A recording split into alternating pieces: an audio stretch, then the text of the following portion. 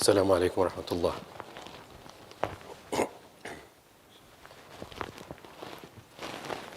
الله أكبر الله أكبر الله أكبر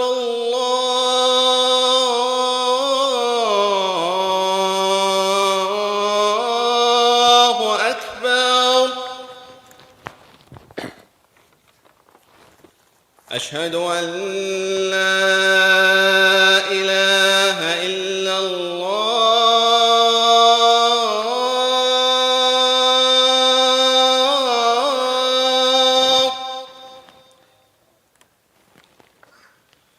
أشهد أن لا إله إلا الله.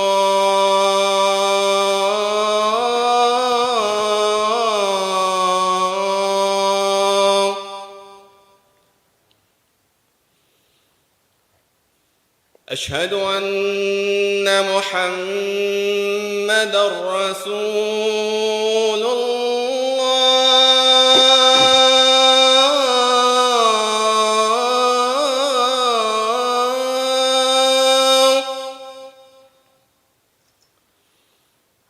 أشهد أن محمدًا رسول الله.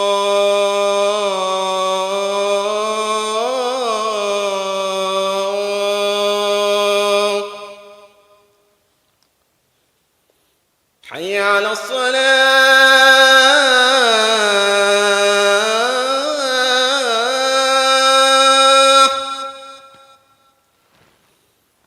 حي على الصلاة.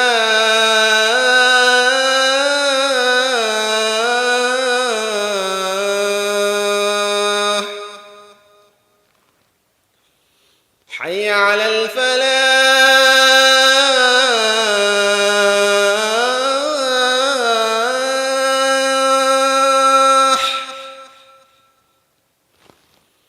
حي على الفلاح.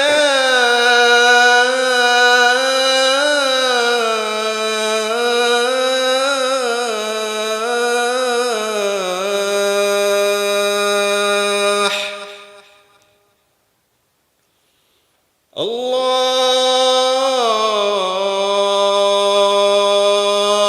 أكبر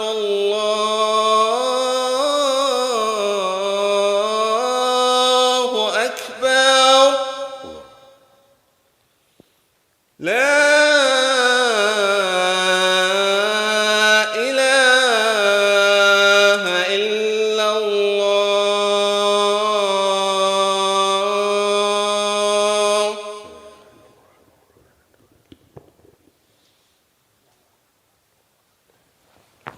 بسم الله الرحمن الرحيم. إن الحمد لله نحمده ونستعينه ونستغفره ونستهديه ونعوذ بالله من شرور أنفسنا ومن سيئات أعمالنا. من يهده الله فلا مضل له ومن يضلل فلا هادي له. وأشهد أن لا إله إلا الله وحده لا شريك له وأشهد أن محمدًا عبده ورسوله. وقال الله تعالى في القرآن المجيد: يا أيها الذين آمنوا اتقوا الله حق تقاته ولا تموتن إلا وأنتم مسلمون. يا أيها الذين آمنوا اتقوا الله ولتنظر نفس ما قدمت لغد واتقوا الله إن الله خبير بما تعملون. إن أصدق الحديث كتاب الله وخير الهدي هدي محمد صلى الله عليه وسلم. 3 months and 3 weeks of Ramadan. 3 months and 3 weeks. And Ramadan is here. The Sahaba, Ridwanullahi alayhim, as we all know, half a year before Ramadan would approach, their du'as would always contain, "Oh Allah, let us reach Ramadan." And after Ramadan was over and finished, their du'as would usually contain, or if you want to say the backbone of their du'as would be, "Oh Allah, accept everything we did in Ramadan." But Ramadan is right around the corner. You're going to wake up one morning and it's going to feel like that, and Ramadan is here, and we're going to say to ourselves, "Man, I didn't prepare for Ramadan." It happens to all of us every year. We're procrastinators by nature. So we have to start this momentum from now to make it very, very easy. And how do we make the approaching of Ramadan and in extension our entire year very easy? One of the greatest ways to get close to Allah, and especially in Ramadan, is when Allah mentions to us, أَفَلَا يَتَدَبَّرُونَ الْقُرْآنَ. It's a rhetorical question. Don't they think deeply and ponder over the Quran? And the word ayah, which we use as verse, like a verse in the Quran, is also a sign, meaning in the Arabic language. When I say ayah, one of the meanings of ayah are the signs of Allah. Not only is every verse a sign from Allah, but everything around us is a sign from Allah. So Allah made it so easy to get close to Him. How do we do that? Think about it as small steps. We're going to cover all of those in this khutbah, inshallah, on a very basic level. So when you leave this khutbah, inshallah, getting closer to Allah even before Ramadan is going to be very easy and not very difficult, because Allah makes it very easy. It's usually the easiest things that we don't go towards. We usually go through things that are complicated. But Allah makes it very easy. The reality that we're facing right now, and a very simple reality, is the winter. Some people get depressed during the winter. Some people feel sad it's the winter, the brutal, piercing wind chill. So what Allah and His Rasul do is they take something that people may perceive as negative and make it something beautiful. Look at this beautiful hadith of Rasulullah sallallahu alaihi wasallam. He says, "Ash-shita'u rabi'ul mu'min." He says that the winter is the spring of the believer. The winter is spring, meaning the season of spring for the believer. Why does he say spring? What happens during the spring? It's the rebirth of nature. Everything is fresh restart. Everything becomes blossoming and beautiful and green. But he gives a reason for it too. In another hadith, Rasulullah sallallahu alaihi wasallam, he says, "Al-ghanimatul barida," which literally translates as like cold spoils of war. But rest of the hadith will make sense to you. He says, "As-sawmu fi shita," fasting in the winter. Now there's multiple hadith and different wording. But Rasulullah sallallahu alaihi wasallam, the reason why he says it's the spring of the believer, winter is the spring of the believer, is because what? The nights are long for him to stand in, and the days are short for him to fast in. Hasan al-Basri, rahimahullah, based off of this hadith, used to say, how beautiful is the winter that Allah has given us. That the nights are so long, I can go to sleep and still wake up for tahajjud and still have lots of energy. Paraphrasing what he said. And the days are so short that fasting becomes so easy. And there's nothing wrong with you making an intention that if you miss some fast, you make the intention to do it in the winter. There's nothing absolutely wrong with that. If the summer was brutal and full of thirst and hunger for your fast, Allah gave us winter as a blessing. So which was once perceived as snow and salt and piercing, cold and discomfort, Allah subhanahu wa ta'ala takes that season and gives it to Rasulullah sallallahu alaihi wasallam to change this into a mode of worship.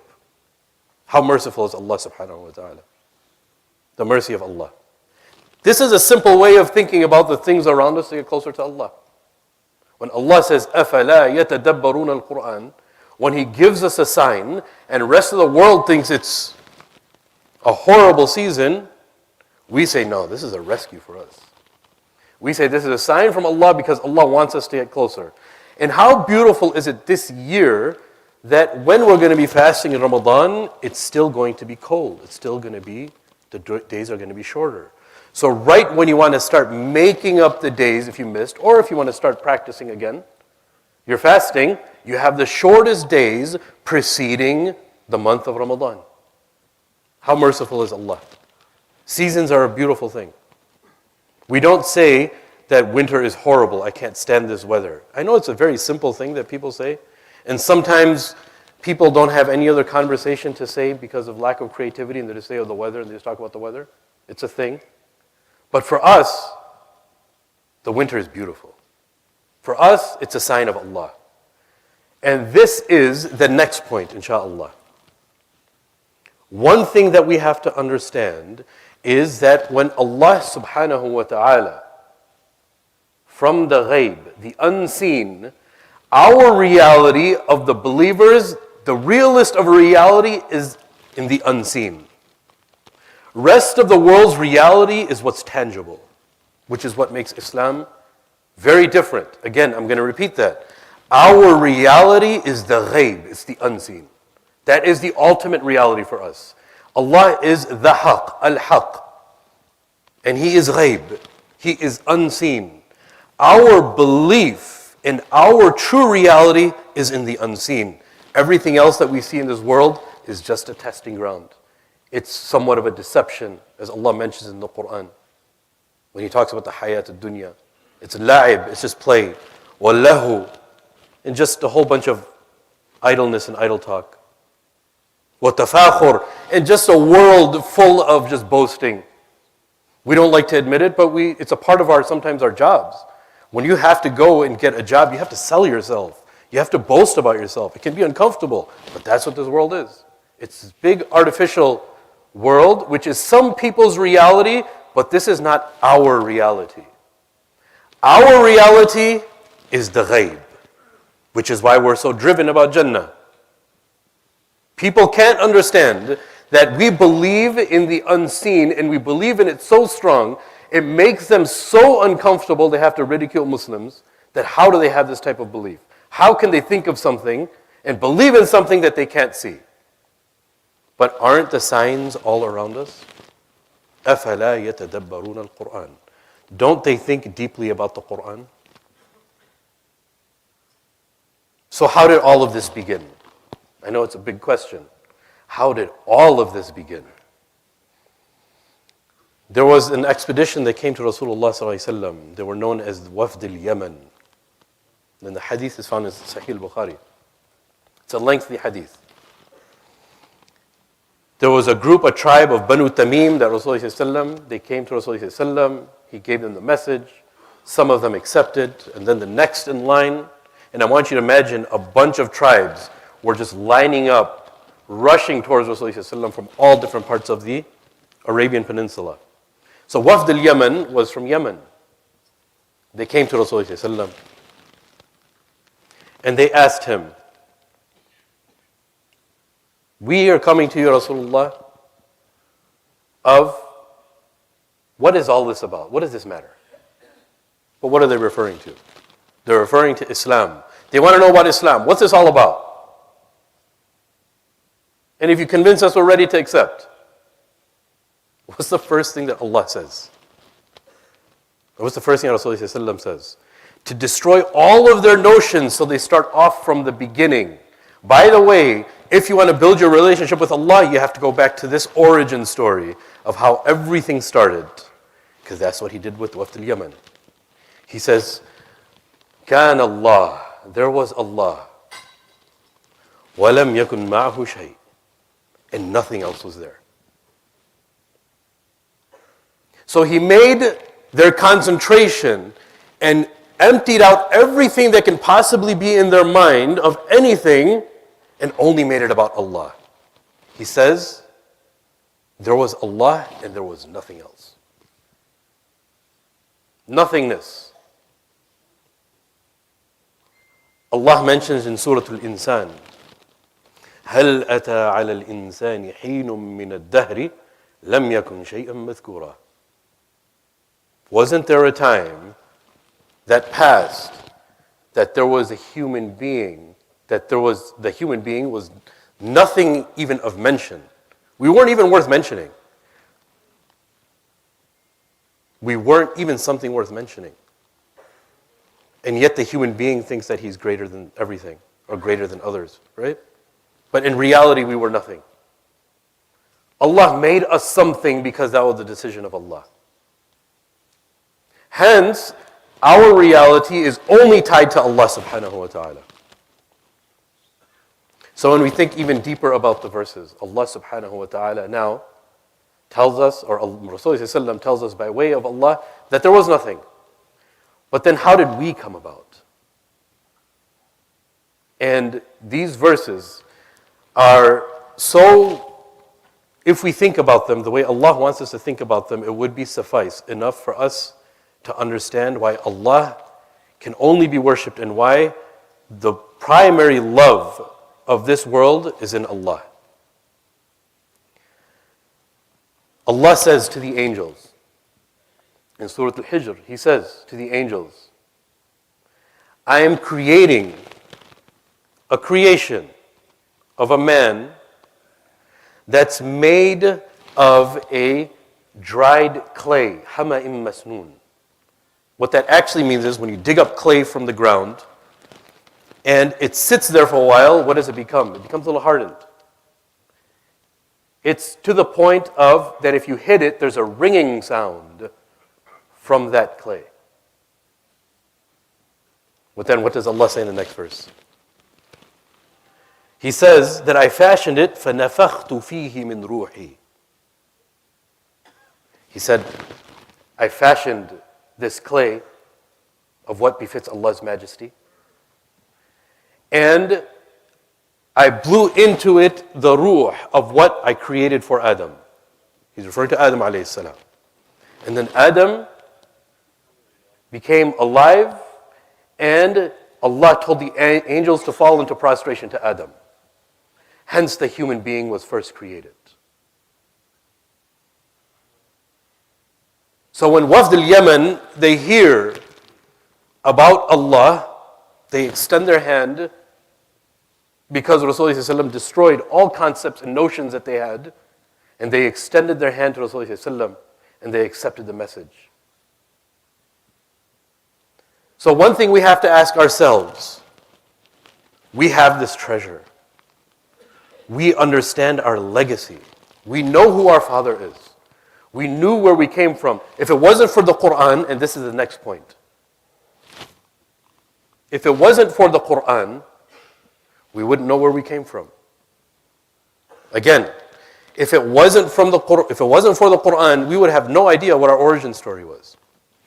Our origin story, Allah gives us in multiple scenarios in the Quran, which I'm going to go through a few of the verses and we'll conclude, inshallah.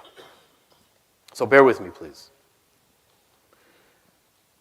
The verse that I just mentioned in Surah Al-Hijr, we've all read a different version of this verse in Surah Al-Baqarah.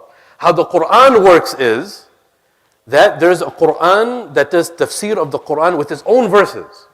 There's explanations of the Quran. Many of us have seen verses repeat in the Quran, but slight different wording. What it's doing is explaining the other verses that came about it. So there's literally a type of tafsir, which is known as tafsir al-Quran bil-Quran.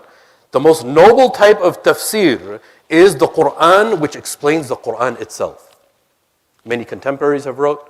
One contemporary primarily has written. In the past, many have. Why am I mentioning this? When Allah says in Surah Al-Baqarah, وَإِذْ قَالَ رَبُّكَ لِلْمَلَائِكَةِ إِنِّي جَاعِلٌ فِي الْأَرْضِ خَلِيفَةً. Allah is in the gathering of the angels. There's no human beings yet. The first question we have to ask is, does Allah ever have to tell or ask the angels anything? Of course not. We read this verse all the time. But Allah wants us to think deeply about this verse. Allah says, وَإِذْ قَالَ رَبُّكَ لِلْمَلَائِكَةِ. When Allah says to the angels, He's proclaiming to the angels, He's making an announcement to the angels, إِنِّي جَاعِلٌ فِي الْأَرْضِ خَلِيفَةً. I'm making on this earth my Khalifa, my representative. Every single one of us, whether you like it or not, or you know it or not, we are Allah's representatives on this earth. قَالُوا أَتَجْعَلُ فِيهَا مَنْ يُفْسِدُ فِيهَا وَيَسْفِكُ الدِّمَاءِ. They say, Ya Allah, is this being on this earth going to be the one that causes mischievousness and sheds blood on this earth? What does Allah say to them? قَالَ إِنِّي أَعْلَمُ مَا لَا تَعْلَمُونَ. I know what you don't know. Of course. The first thing when we look at this verse is, why is Allah making this announcement to the angels? He doesn't have to. And number two, why did the angels reply to Allah? Allah subhanahu wa ta'ala doesn't have to tell anybody or ask permission for anything. These verses are to teach us something. Shaykh Muhammad Ali Sabuni rahimahullah, in his book As-Safwat al-Tafasir, summarized all of the older tafsirs and made it contemporary, in a contemporary writing. And one of the benefits that he derives from all the different tafsirs is, the reason for this verse is, Allah is showing us the institution of shura. The institution of shura. And shura doesn't just mean consulting. It means making something clear before you bring it about. How merciful is Allah to the angels? Allah doesn't want to catch the angels by surprise. So He tells them. How amazing is Allah? He doesn't have to. But in that we see, and we say that our very creation was dependent upon this announcement. So this is something that's should be very strong as a part of us. It's actually a part of our, if you want to say, our DNA, our fitrah. It's a very, very simple concept, but it's profound. How many nations and situations and families have been destroyed just from not announcing or consulting somebody? It's a very, very important thing, right? The second point is the angels. Why did the angels reply back to Allah? Why didn't they just say, yes, Allah? The angels were speaking from the past as there were the creation of the jinn before. And the angels had to be sent down because the jinns were spilling blood and causing mischievousness. So the angels had to be released onto the jinns to destroy the tribes of the majority of the jinns because of the mischievousness that they were causing. But that system changed completely for the human being. And now the human being's born, and the human being has to take care of his own matters. And if he sees the signs of Allah, that's great. If he doesn't see the signs of Allah, he fails. So then Allah gives us a message and gives us messengers. And He gave us, this ummah, sitting in this masjid, the revelation of the Quran by His messenger and His final messenger, Rasulullah sallallahu alaihi wasallam. The Quran is beautiful, brothers and sisters. It's amazing. We know our origin. Even to the point now Allah is telling us our very nature in the Quran. First He told us what we're originally created from. And then He gives us a little something that all of us can relate to. What did He say about the insan? How was he created? Hulu'a. The human being was created a very hasty being. What happens when you're in a hurry and you're late for something? You're willing to break all rules, whether it be traffic, riding on the shoulder, potentially hurting people very bad, just because you're a hasty being. But Allah tells us how to solve that problem also. The final verse I'll mention is, and Allah accept from all of us, and Allah let all of us reach Ramadan, Ya Allah. Allah mentions something very beautiful that all of us will relate to. Allah mentions in multiple parts of the Quran that the human being, وَإِذَا مَسَّ الْإِنسَانَ ضُرٌّ دعا ربه منيبا إليه. That when the human being, when he's just touched with a calamity, he does dua to Allah as if nothing else exists in this world. We've all been in that situation. This situation is so powerful and this sign is so strong, we've experienced it before Allah even counted our deeds. I'm not going to ask you guys to give a raise of hands, but how many of you got in trouble in school or got a bad report card and didn't want your parents to see, or got in trouble with the law, or got in trouble with something, or you lost your job? But the report card will resonate with all of us. You don't want your parents to see, Ya Allah, take me away from situation and I'll never be bad again. Oh Allah, please just alleviate me from this problem. And you're going to find me the best of believers, Ya Allah. What does Allah say in the Quran? وَإِذَا مَسَّ الْإِنسَانَ ضُرٌّ دَعَى رَبَّهُ مُنِيبًا إِلَيْهِ. That he does dua to Allah when a calamity befalls him. وَإِذَا خَوَّلْنَاهُ النِّعْمَةِ. And that when we befriend with him a ni'mah, a blessing, meaning we alleviate him from it, نَسِيَ مَا كَانَ يَدْعُو إِلَيْهِ مِنْ قَبْلِ. He forgot about all those nights he did dua for alleviating that problem in the first place. And Allah tells us that's our nature. And all of us have been through that because Allah gives us in the Quran ourselves. If you were to summarize the Quran in two, it would be only number one, Allah addressing us. That's it. So if you want to know about yourself, open the Quran and find out who you are. You may think you know who you are, but if you haven't read the Quran, you don't actually know who you are. If you don't know what Allah wants for you, then you open the Quran. If you are always curious of why you do certain things and why you delay certain things, you're going to find it in the Quran. If you want to know about the akhirah and the ghaib, our real reality, you're only going to find it in the Quran and obviously the extension of the hadith. So I'm going to end with what I started with. Our reality is the ghaib, is the unseen. The real reality is the world of the unseen. The only way to attach yourself and love Allah from the unseen is knowing His message and what He gave us by way of the Quran. Ramadan gives us a beautiful crash course to review all of that. But if you want to be prepared for Ramadan, we have to start preparing from now. So we ask Allah subhanahu wa ta'ala to accept all of our actions.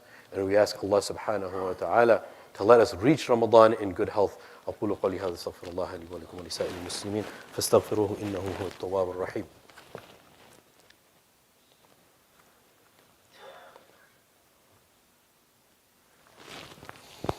الحمد لله رب العالمين والصلاة والسلام على رسوله الكريم وعلى آله وصحبه أجمعين. قال الله تعالى في القرآن المجيد إن الله وملائكته يصلون على النبي يا أيها الذين آمنوا صلوا عليه وسلموا تسليما. اللهم صل على محمد وعلى آل محمد كما صليت على إبراهيم وعلى آل إبراهيم إنك حميد مجيد. اللهم بارك على محمد وعلى آل محمد كما باركت على إبراهيم وعلى آل إبراهيم إنك حميد مجيد. عباد الله رحمكم الله إن الله يأمركم بالعدل والإحسان وإيتاء ذي القربى وينهى عن الفحشاء والمنكر والبغي. أقيم الصلاة.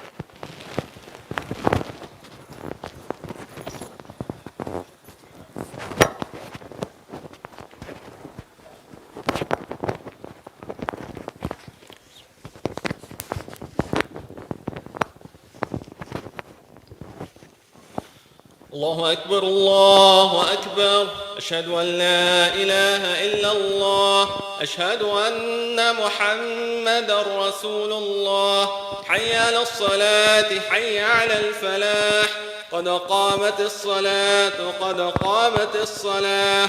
الله أكبر الله أكبر لا إله إلا الله. استووا اعتدلوا يرحمكم الله. Please straighten your lines.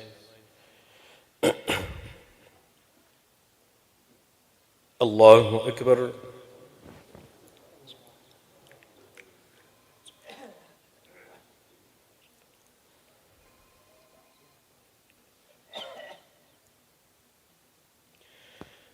الحمد لله رب العالمين الرحمن الرحيم مالك يوم الدين إياك نعبد وإياك نستعين اهدنا الصراط المستقيم صراط الذين أنعمت عليهم غير المغضوب عليهم ولا الضالين.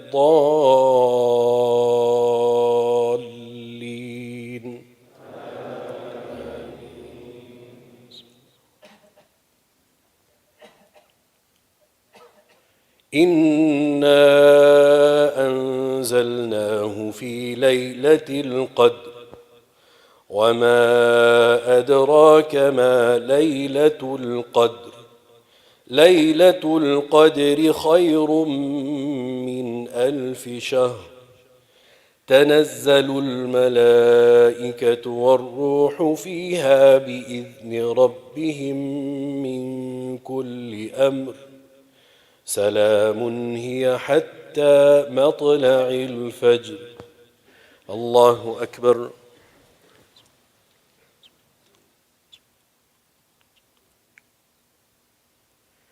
سمع الله لمن حمده. الله أكبر.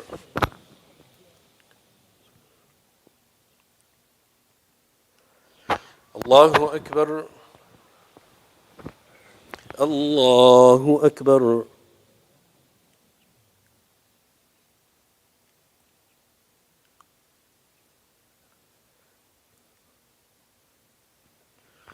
الله أكبر. الحمد لله رب العالمين الرحمن الرحيم مالك يوم الدين إياك نعبد وإياك نستعين اهدنا الصراط المستقيم صراط الذين أنعمت عليهم غير المغضوب عليهم ولا الضالين.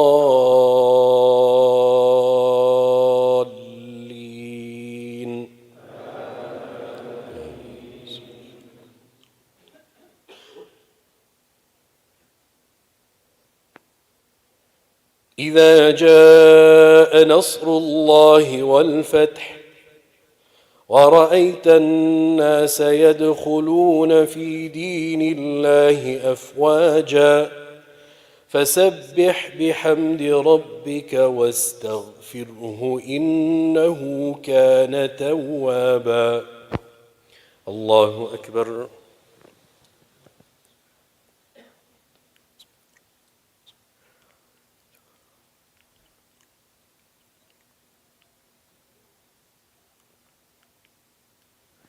سمع الله لمن حمده. الله أكبر.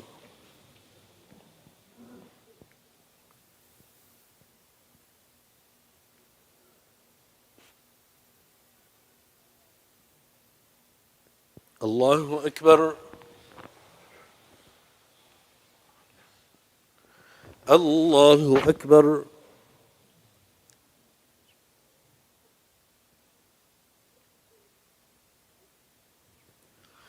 الله أكبر.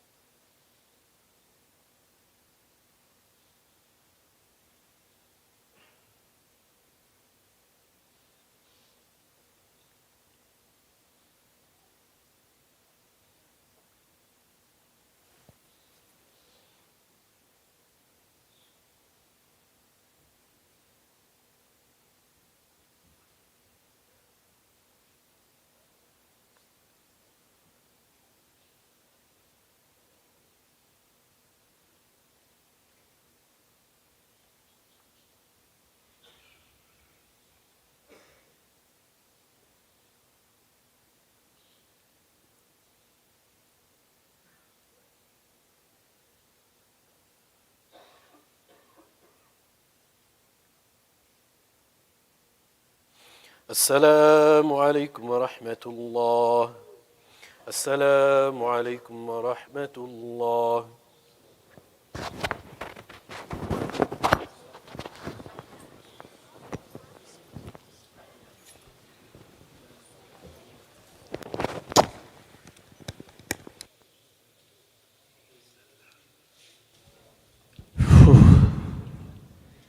That's one of those khutbahs I have to go back home, find some quiet time, and re-listen to again. That was, unfortunately, I'm not very articulate, so that was deep.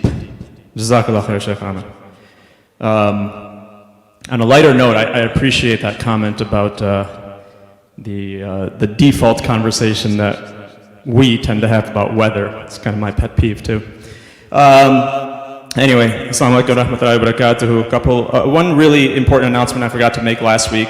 The Deen Center, it's tied with the Deen show, Brother Eddie, maybe you've heard of it or seen it.